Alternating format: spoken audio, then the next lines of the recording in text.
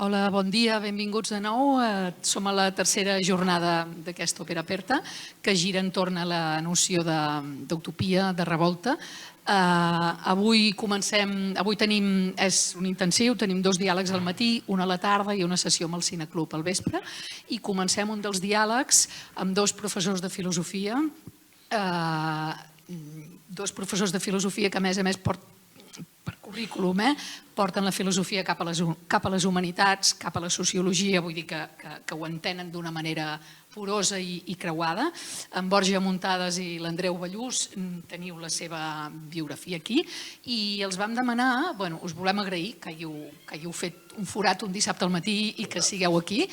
I els vam demanar, com que ja sembla, ahir en vam parlar, abans d'ahir també, que la noció de gran revolució ja no va amb els nostres temps, sinó que la cosa són petites revoltes quotidianes, doncs els vam demanar si podien fer un diàleg a l'entorn d'aquest tema. O sigui que endavant, moltes gràcies. Moltes gràcies.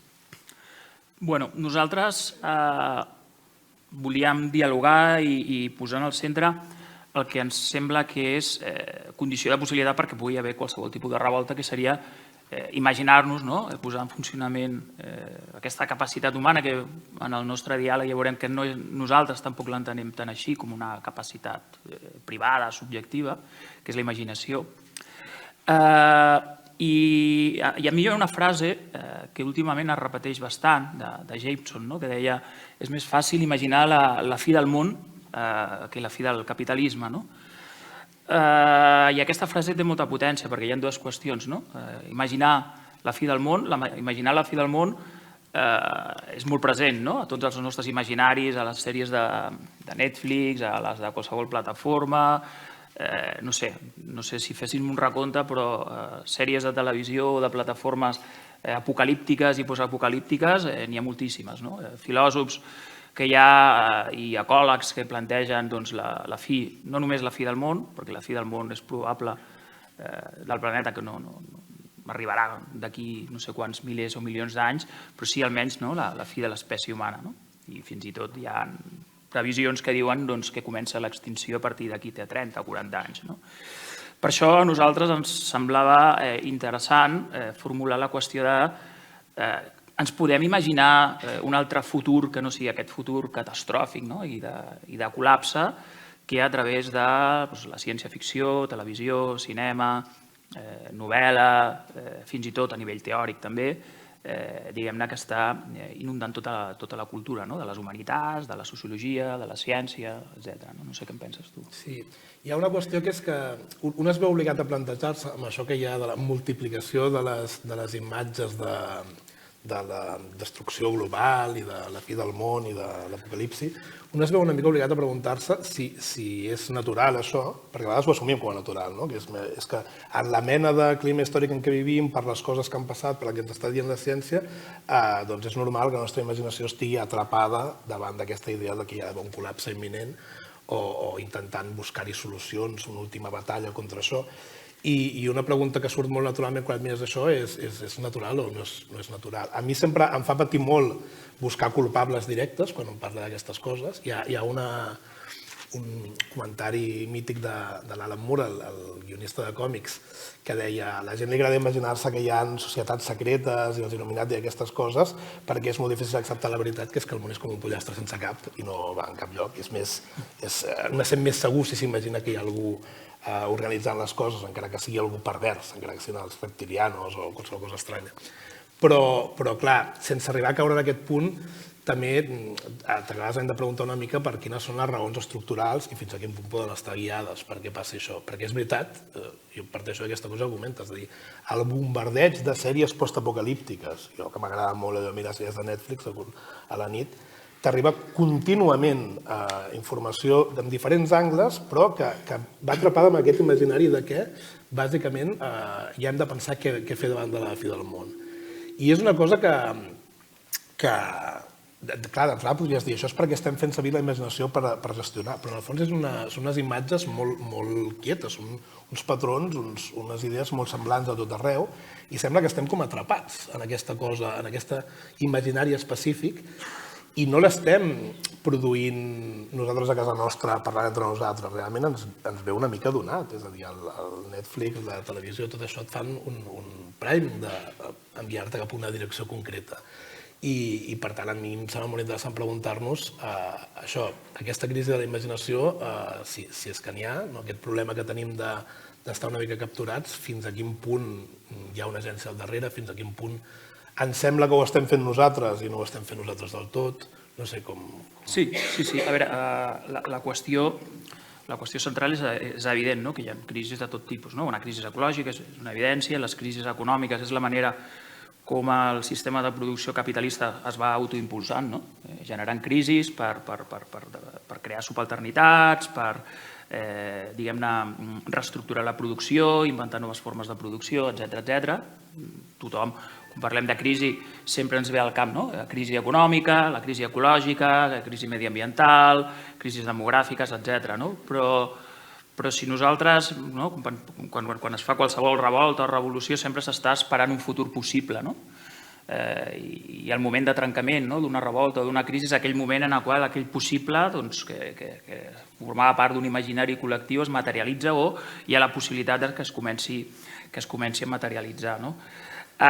Però el que a nosaltres ens interessava precisament no és aquesta noció de crisi tradicional, sinó que som incapaços de poder imaginar, la possibilitat de poder imaginar alguna cosa diferent de tot el que s'ha estat descrivint. O sigui, estem tan colonitzats per una sèrie d'imatges catastrofistes, etc., que sembla com que no hi ha res més, vull dir, no hi ha res a fer, sinó simplement agafar crispetes i esperar com s'acaba el món, etc. Algun filòsof, fins i tot, en un dels seus últims llibres deia, una de les coses, posar una llista de coses, aquest Berardi, que havíem de plantejar, i l'última era no tindre fills.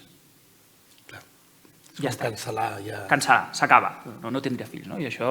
I això suposa veritablement un pensador que es mou en una línia, diguem-ne, postmarxista, neoperaista, etc., en un sentit revolucionari que va participar a les revoltes als anys 70 a Itàlia, que la seva postura al final acabi sent, de forma, diguem-ne, no conscient, o sí, no ho sé, extremadament conservadora. És acabar. I, de fet, hi ha hagut una explosió en les últimes dècades d'aquestes idees antinatalistes, quan el catastrofisme porta això, la idea que ets moralment responsable en un sentit negatiu pel sol fet de tenir una família o de... Com cancel·lem el futur ja directament perquè el futur només pot portar coses dolentes. I és interessant analitzar com, sense entrar a discutir aquestes propostes en concret, forma part d'una tendència catastrofista que està una mica tot arreu i que es veu molt en el jovent. Els que fem classe, quan tens discussions amb els alumnes, hi ha una sèrie de... En el fons són malentesos per com estan aplicats, que és interessant d'analitzar. Jo em trobo a vegades la postura aquesta dels alumnes com de dir, frases de dir és com que igualment arriba la fi del món, això ja no cal que ho fem. Clar, una vegada els he hagut de dir als alumnes, escolta, la fi del món aquesta que estàs parlant en termes generals, si algú està en una catàstrofe postapocalíptica, segurament no serem, a més, els que estem en un país relativament ric. La major part de la catàstrofe la patiran més altres grups de persones que no és exactament el teu i tu tindràs de tot a fer. Tu estaràs allà, les següents generacions hauran de gestionar el resultat d'aquesta fi del món, perquè aquesta fi del món, com el graciós d'aquest imaginari, és el que té d'impossible al mateix temps. El món no desapareixerà, les responsabilitats en si no desapareixeran. Fins i tot si hi ha un col·lapse, hauràs de viure amb el col·lapse d'alguna manera. I és interessant com ens atrapem en aquest imaginari, que jo deia probablement té un punt de provocat, conduït, com el que dèiem, ens atrapem en aquest imaginari i el que porta és no ja no pensar solucions, sinó pensar com es viurà amb això. Tota una generació de gent que sembla que no s'acaba d'estar preparant per un futur que efectivament sí que en tindrà. O sigui, arribarà i hauràs d'absorbir-lo aquest futur quan arribi. I en aquest sentit és xocant veure que hi ha aquesta mena de reaccions. I és interessant veure això, què ha portat a que acabem tenint aquests relats. És veritat que no són del tot nous, és a dir, hi ha hagut com un creixement, ja hi va haver el final de la història en el seu moment, hi ha aquestes coses, però han anat evolucionant d'una manera que és interessant veure quins patrons, quines maneres de conduir-nos a través de tendències potser hi ha en aquestes coses, que jo trobo que són... Si no ets capaç d'allunyar-te d'aquest imaginari preset, diguéssim, preparat, i ser conscient que tens una mica capturada la teva pròpia imaginació, es converteix una mica en impossible aquesta activitat personal d'imaginar sortides i... Jo crec que és... Ara, quan posaves aquesta qüestió de la diferència, que no ho deies explícitament, però les diferències nord-sud, països en vies de desenvolupament o països més desenvolupats, etc. Al final, penso que darrere totes aquestes tesis tan col·lapsistes i catastrofistes hi ha una certa visió totalment antropocèntrica i més encara en concret etnocèntrica. És a dir, s'acabarà l'espècie humana? Podria ser que no, i seria desitjable que no, i en aquesta línia almenys ens movem nosaltres. S'ha d'imaginar qualsevol futur possible perquè això no sigui ni tan sols viable, però per un altre costat també són discursos que provenen diguem-ne de certs indrets del món, perquè la fi del món moltes cultures l'han viscut. Quan l'antropòleg aquest Viveiros de Castro recull totes les tradicions orals ameríndies, etc., la població que hi vivia a Amèrica, que era molt superior en nombre a la que hi havia a Europa, van viure la fi del món. És a dir, en els relats arriben homes de metall, escopint foc per la boca, no sé. Jo crec que una idea molt generativa és aquesta d'adonar-te'n que en realitat potser ve una fi del món, però ja estem a una fi del món. És a dir, tot el naixement, quan un mira antropològicament, el naixement de la cultura grega, per exemple, es produeix la grega clàssica, que avui tenim com a imatge del naixement de la filosofia europea, com a mínim, i això es produeix després d'una fi del món, d'un col·lapse d'una edat de bronze, on es descriuen els pocs registres que hi ha de llavors com una fi del món, que va acompanyada d'una crisi climàtica molt diferent de l'actual, però que també era un impacte que venia de fora en aquest sentit.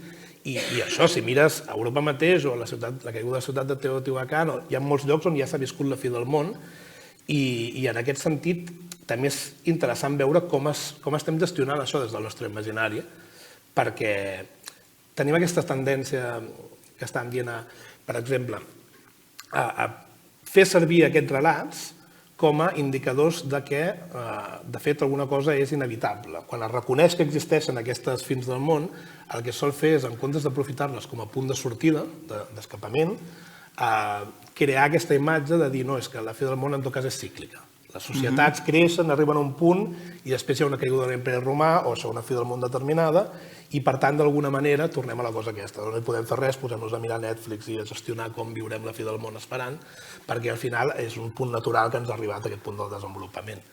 I, en realitat, això com es fa? Doncs es fa d'alguna manera seleccionant el que deies tu. És a dir, aquestes fis del món... La nostra fi del món és una fi del món, en el fons, molt europea, rica, molt d'una tradició determinada. O sigui, a mi em fa pensar en aquesta cosa de la fi dels grans relats, de la idea que estem a la postmodernitat perquè s'han acabat els grans relats. Que si te la mires amb certa distància a nivell global, sempre pots pensar, la fi dels grans relats, a on? A Europa. Perquè molts d'aquests grans relats són grans relats que en el fons són grans relats europeus, en part imposats de fora, però que no és veritat que aquesta fragmentació no existís en part si obries una mica el zoom de la càmera. I en aquest mateix sentit és com que el que fem últimament és capturar-nos en la visió interna dels que vivien una cosa que els semblava un col·lapse, insistir en aquest imaginari i prohibir altres lectures. Per exemple, es mira el que va passar després d'un suposat col·lapse com si fossin barbàries, com si després de qualsevol col·lapse hi hagués una tornada enrere, una edat fosca. I moltes vegades tu estudies aquestes edats fosques, com estudies els pensadors d'edat mitjana, i no són edats fosques, són edats amb transformacions socials totalment interessants i emergència pròpia. Vull dir que jo crec que és molt interessant fins i tot aquesta idea de ja hi ha hagut finals del món, com se'ns venen com a finals del món, quan efectivament el món va continuar i les coses que passen immediatament després d'un col·lapse no són generalment purament negatives, són moments on sorgeixen coses que després arriben a ser molt transcendents.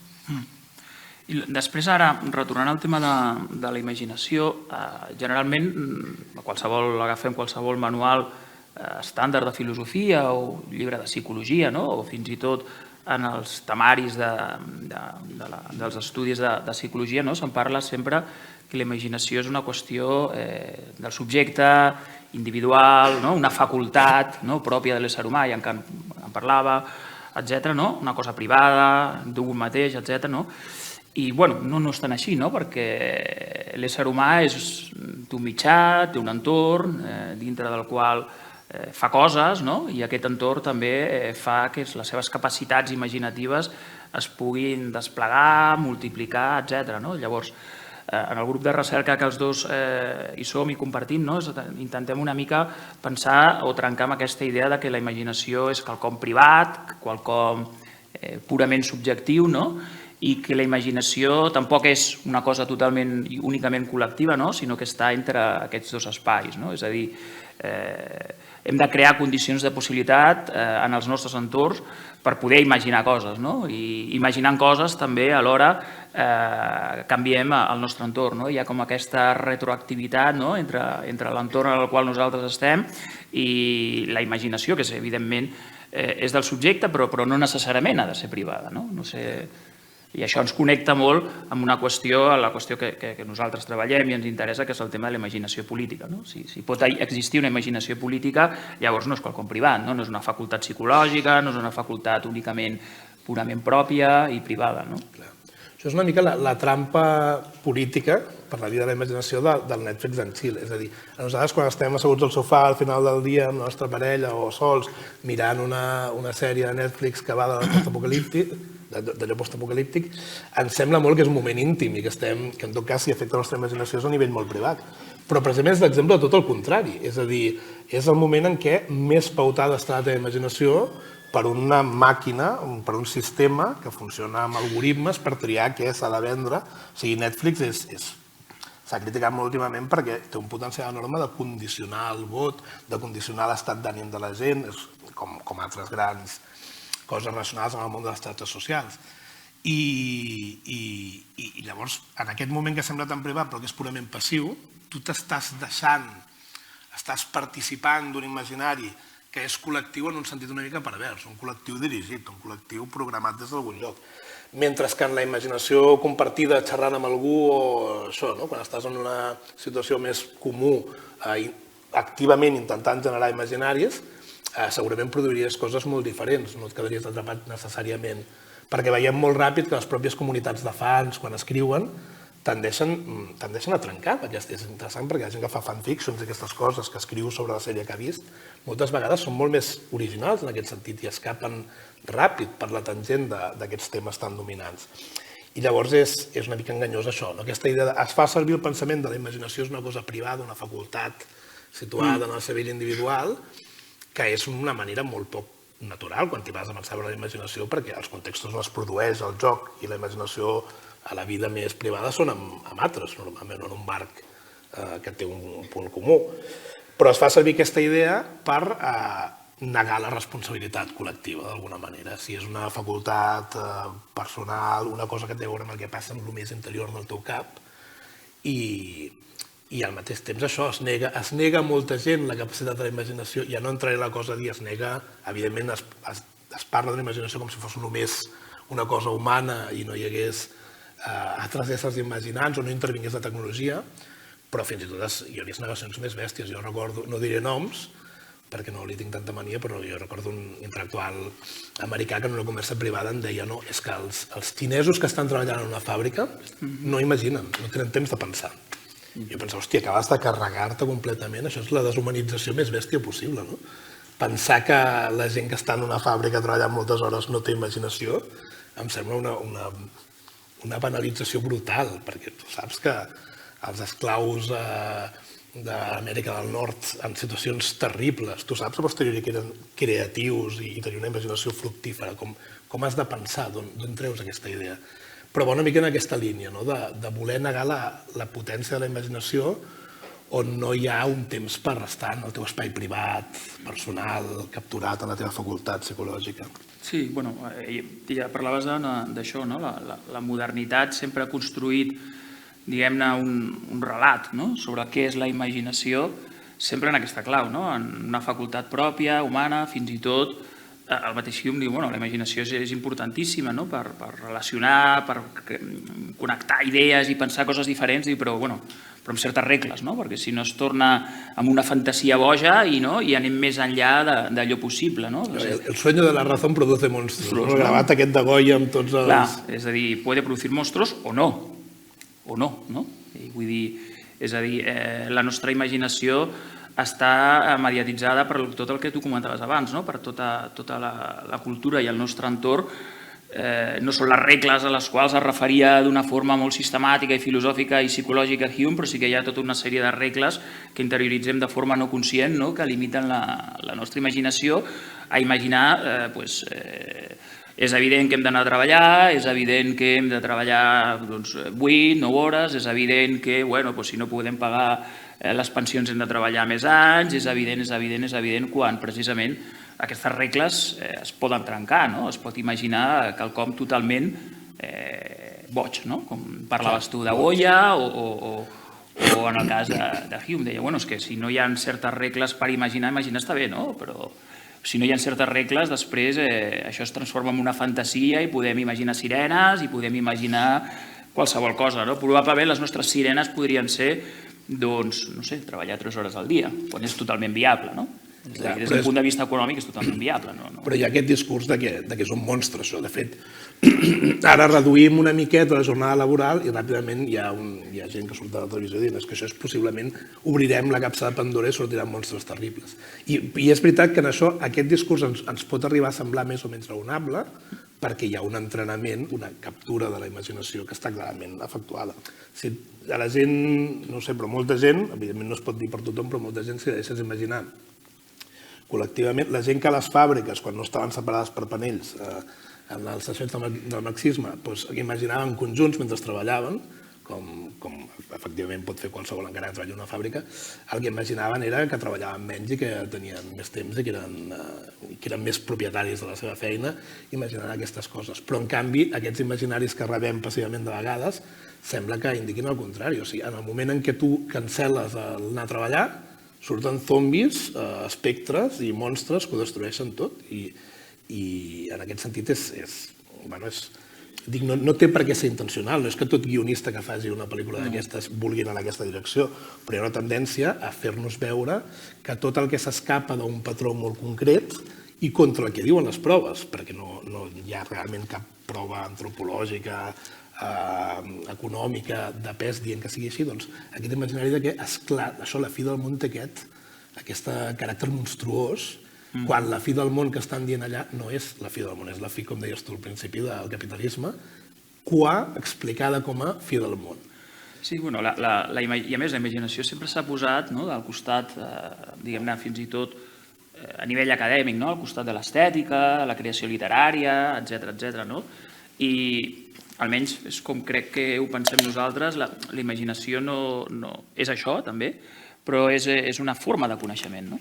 És a dir, és una forma d'explorar futurs possibles, alternatives possibles a les obvietats, a les obvietats en les que vivim. És a dir, és una manera d'explorar tant científica com qualsevol altra, en el sentit científica que pot construir veritats, és a dir, imaginar-nos uns altres futurs alternatius i possibles. La imaginació no és només una qüestió, penso, diguem-ne, de creació cultural o d'oci o de productes artístics, etc., sinó que la plantegem com una manera d'exploració i que pot crear i construir futurs possibles realitzables. És una forma de coneixement en aquest sentit, també. Sí, de fet, d'alguna manera, això, si no tens aquesta capacitat per escapar a una imaginació pautada i tenir el teu espai lliure imaginatiu, que requereix normalment una cosa que va més enllà de lo purament. Tu pots imaginar una estona a casa teva, però hi ha moltes altres maneres d'imaginar i diguéssim que és quan és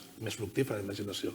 Si no pots escapar d'aquestes d'aquest aïllament i d'aquest tancament en unes certes coses d'imaginació, els casos no només de creativitat artística, sinó d'això, de creativitat política, de formes de viure que desafien les coses que tenim plantejades com a norma social.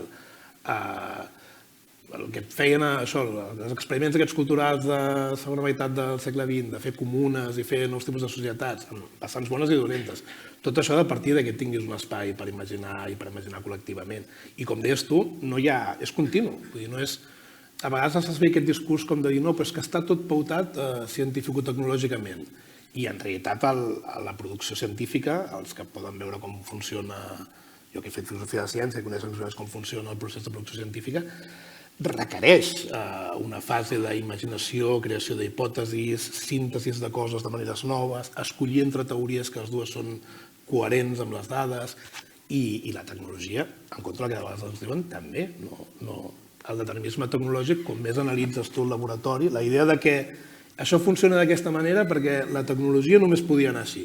És que internet és molt obert perquè la tecnologia d'internet només servia per fer-lo molt obert. No és veritat. Quan estudies els casos històrics veus que quan hi ha hagut un internet una temporada que era molt obert és perquè hi havia uns col·lectius lluitant perquè ho fos amb un imaginari concret, i quan aquests col·lectius han deixat de lluitar s'ha tancat internet, i aquí molts podem, anant molt poc enrere, veure la transició que hi ha hagut de la bogeria del partit pirata i tot és gratis, tot ens ho baixem, a jo abans tot m'ho baixava gratuïtament i no ho veia com un crim, i ara pago no sé quants llocs per veure les pel·lícules i tinc por si... I aquí què és el que veus? Veus que hi ha la narrativa aquesta de la tecnologia portat cap aquí, l'economia de manera natural ha portat cap aquí, i això són maneres de fer-te sentir estrany, de fer-te sentir que causen lo monstruós quan imagines alternatives a aquestes situacions. Sí, bueno, aquesta és una altra qüestió, que parlàvem de la qüestió climàtica i del col·lapse, però una altra esfera, diguem-ne, que ens planteja un futur donat fet, és tota aquesta qüestió del determinisme tecnològic. En certa mesura, aquest determinisme tecnològic ens porta cap a una certa automatització del pensament, una automatització del pensament que funciona segons pautes, regles d'aplicabilitat, de productivitat, etc. Llavors, aquest determinisme tecnològic, que nosaltres pensem que tampoc és tant, perquè la tecnologia pot servir per moltes coses, no necessàriament ens ha de portar un món creat per robots en el qual tot serà automàtic. La tecnologia, de moment, està demostrat que ha sigut molt més útil la fregona que un iPhone. Vull dir, hi ha tanta tecnologia en una cosa com l'altra. Llavors, aquests automatismes cap als quals sí que ens porta la intel·ligència artificial, etc., sí que contribueix en certa mesura a un esgotament de la imaginació, a un esgotament, a un cansament, a una manca d'exercici de la imaginació, perquè al final la imaginació funciona com una mena d'una base material, és un múscul que s'exercita. I llavors delegar totalment la tecnologia part d'aquesta capacitat, que hem dit que no és només una capacitat individual, sinó que interactua amb el seu entorn, doncs es veu, diguem, en certa mesura disminuïda o despotenciada. Sí, i de fet jo veig dues formes molt clares d'aquest esgotament estructuralment provocat, diguéssim, que és l'esgotament d'haver d'imaginar sempre el mateix, és a dir, quan un, perquè les sèries que comparteix amb la gent quan parla fent el cafè, totes parlen enfocant les coses d'una manera, es veu atrapat en repetir les mateixes imatges amb la seva pròpia imaginació, i això és cansat, perquè sents el mateix i dius el mateix tota l'estona. Però després n'hi ha un altre, que és l'esgotament d'haver de treballar en contra d'aquestes imatges més típiques. Clar, com més s'han repetit uns trops, unes maneres de funcionar en l'imaginari dels últims anys, més boig sembla, el que dèiem, més difícil sembla quan fas una cosa contrària, i llavors tens una certa resistència. O sigui, perquè t'entenguin la teva idea quan imagines col·lectivament, l'has d'explicar més perquè no tens els referents aquests, en un món d'accés de referents, en un món en què ja estan molt coreografiats els referents, la gent se sap que mirem per grups, hi ha un algoritme que t'enfoca i t'intenta veure uns productes, i llavors ja no es generen les condicions perquè un tingui el màxim d'espai per imaginar. De manera molt directa, és a dir, les tecnologies que s'han que han arrasat el món i s'han convertit en una cosa tothom té a la butxaca, són tecnologies que cansen molt l'atenció, que enfoquen molt la comunicació per unes vies determinades i per tant, molt directament, aquell avorriment, aquell spleen, aquell poder pensar tranquil·lament i els espais on penses amb els altres estan, si més no, parcialment interferits. Has de fer un esforç extra per treballar en aquests espais. Sí, bueno, ara quan veiem l'obra de l'Andrà, que sortia la paraula aquesta esgotament, no?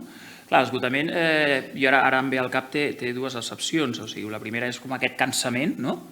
D'haver de pensar sempre en contra d'aquestes regles, no? D'aquest fi, d'aquesta direcció cap a la qual sembla que estem predestinats i no es pot canviar, no? És més fàcil imaginar la fi del món que la fi del capitalisme. I també una segona accepció de la paraula, que seria esgotament com que s'acaba, no? És a dir, s'acaba alguna cosa, no? Ja no queden, hem arribat a... Ja no es pot imaginar res més, no?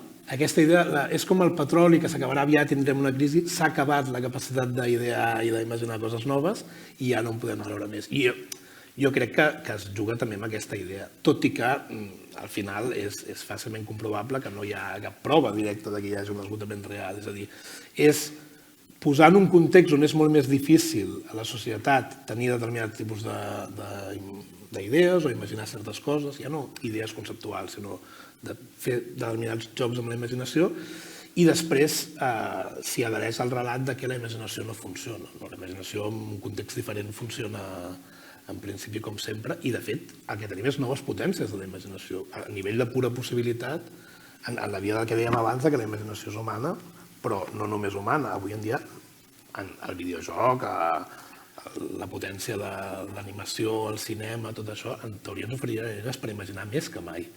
Però en canvi hi ha aquesta repetició programada i aquesta metàfora, aquestes metàfores que ens van portar a la idea com que has de rascar perquè estàs al final, no? Estàs al final i aquesta idea d'esgotament que reprèn una mica amb l'eix del que estàvem comentant, la crisi de la imaginació fonamentalment passa per aquest esgotament de la imaginació, esgotament en el sentit de som cos, vull dir, és aquesta idea que l'ésser humà té un cos, no, l'ésser humà no té un cos, és un cos, i aquest cos està cansat per imaginar, per jornades laborals llarguíssimes, etc. I també l'esgotament en el sentit que sembla que ja no hi ha més coses que imaginar que no sigui això, capitalisme o fins i tot la fi del món. L'esgotament de la imaginació i la crisi de la imaginació són l'envers i el revés del mateix. De fet, alguns autors, com Rifkin, s'han hagut de preguntar si la cosa no és que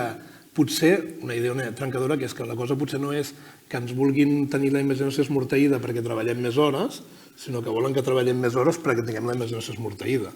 Perquè ja fa molt temps que es pot discutir que sigui necessària tanta feina o quina quantitat de les feines que es fan avui en dia realment aporten al propi sistema capitalista tant com es paga, diguéssim. Llavors, és aquesta idea que potser el propi sistema està bastant orientat a impedir la imaginació d'un altre sistema, d'una altra manera de funcionar. De trencar aquestes regles de la imaginació que en el segle XVIII Hume s'havia plantejat, però aquestes regles de la imaginació sembla que no venen des dels grans filòsofs ni des dels grans psicòlegs i la gran teoria, sinó des de la indústria cultural, la que ens està marcant aquestes regles i ens està esgotant en aquest sentit que la imaginació s'acaba. No es pot imaginar una altra cosa diferent. I venen subreptícies, venen implícites, perquè Hume et deia, et proposo aquestes regles de la imaginació, i tu les agafaves o no, però aquestes venen sense que te n'adonis, com a pautes de facto que et trobes. Sí. I sobre la qüestió que nosaltres plantejàvem de la imaginació política, que és una qüestió que s'està plantejant molt ara i s'estan traient moltes publicacions, tu almenys com entens això de la imaginació política?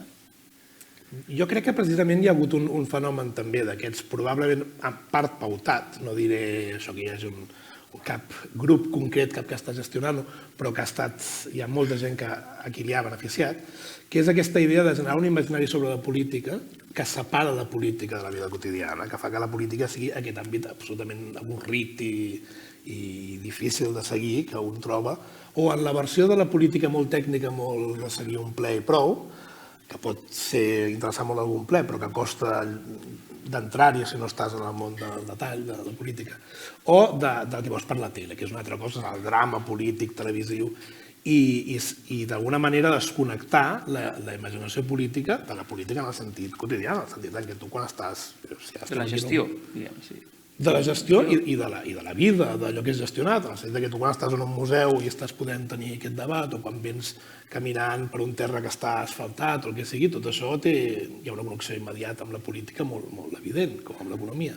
I que hi ha hagut un cert treball també de fer avorrir, de fer esgotant la imaginació política, fins i tot dins del món dels activismes, de fer notar, fer públic el cansat que és estar en una assemblea, i de restar-ne importància als aspectes més feliços. I això és una gran batalla que jo crec que molts nous grups polítics han d'enfrontar-se amb això, però crec que més aviat el que és curiós és això, com ha arribat a capturar-se, quan no fa tants anys la política era una cosa que era fàcil que tothom hi tingués una implicació, com ha arribat a capturar-se la política per fer que sembli que són uns àmbits molt aïllats, molt separats i de molt difícil entrada, molt difícils o avorrits, quan en realitat, quan tu estàs imaginant com vols viure la teva vida, quan tu estàs imaginant com vols treballar i com vols conviure, estàs fent imaginació política. És impossible de... Sí, és el que sabia, des dels situacionistes, etc., el que era polititzar la teva pròpia quotidianitat. Clar, i que als anys 70 això era sabut, era una cosa que estava... Era salut, no? I ara ja, per alguna raó, és com que... La revolta era una cosa, diguem-ne, alegre, no? Clar.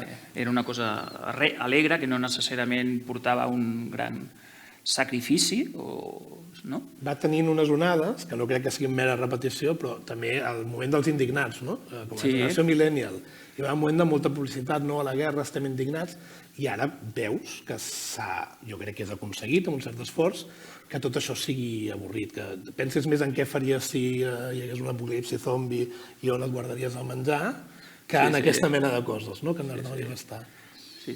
Bueno, i també probablement, no ho sé, però la qüestió de la tecnologia i la qüestió dels productes culturals i la indústria cultural cada cop ens fa més subjectes més privats, no? Jo tinc estudiants que es passen 12 hores amb el telèfon mòbil, vull dir, literalment, no? Ells sols, no?